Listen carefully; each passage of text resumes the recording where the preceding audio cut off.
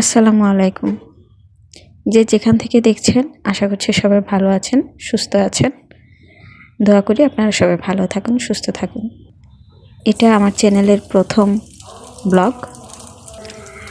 আমি জানি না আসলে কি বলবো না বলবো, বুঝতে পারছি না। কিন্তু শখ করে চ্যানেল যখন খুলেছি, বড় ভিডিও তো আপলোড দিতেই হবে, আর সেখানে ভয়েসও দিতে হবে।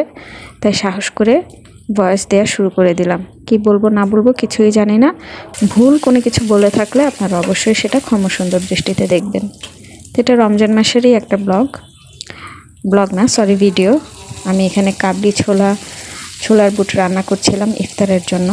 আসলে এক হাতে মোবাইল ধরে রান্না করে ভিডিও করাটা অনেক বেশি কষ্টের, যেটা ভিডিও দেখলেই বুঝতে পারবেন যে আমার ক্যামেরা কতটা নাড়াচাড়া করছিল। কিন্তু তারপরও আমি আমার ভিডিওটা কমপ্লিট করি। শেষ পর্যায়ে গিয়ে আমি আর ভিডিও করতে পারিনি, কারণ ইফতারের সময় হয়ে যাচ্ছিল। অনেকটা তাড়াহুড়োর মধ্যেই সব কিছু রেডি করতে হয়েছে।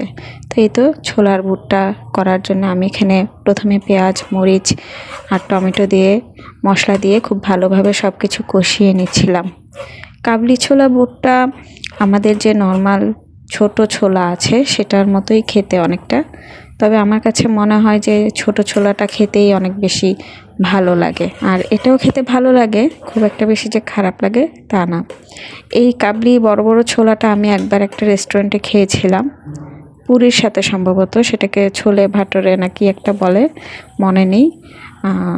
ঝোল দিয়ে রান্না করেছিল ওরা, মাংসের মতো করে। ভালো লাগেনি আমার কাছে ওইটা। তার থেকে এরকম ভাজি করে খাওয়াটাই মনে হয় অনেক বেশি মজা। তো এই তো মশলা কষানো হয়ে যাওয়ার পরে আমি এখানে সেদ্ধ করে রাখা ছোলার বুটগুলা দিয়ে দিলাম। খুবই বড় বড় এই কাবলি ছোলার বুটগুলা আপনারা যারা দেখেছেন তারা হয়তো চিনবেন, জানবেন। তারপরে আমি এখানে সেদ্ধ করে রাখা আলুগুলো একটু হাত দিয়ে ভেঙে ভেঙে দিয়ে দিচ্ছিলাম। ছোলার বুটে আলু দিলে অনেক বেশি মাখানো মাখানো হয় বুটটা, আর খেতেও অনেক ভালো লাগে। তারপর আবারও এটাকে একটু ভালো করে নেড়ে মিক্স করে নিচ্ছিলাম। তো এতটুকুই ছিল আজকে আমার ভিডিওটা। আমার এই প্রথম ভিডিওটা আজকে খুব একটা বেশি বড় হয়নি, কিংবা বড় করতেও চাইনি, যেহেতু এটা আমার প্রথম ভিডিও। সবাই ভালো থাকবেন, আল্লাহ হাফেজ। আর আমার ভিডিওগুলো যদি ভালো লাগে তাহলে অবশ্যই আমার চ্যানেলে সাবস্ক্রাইব করবেন।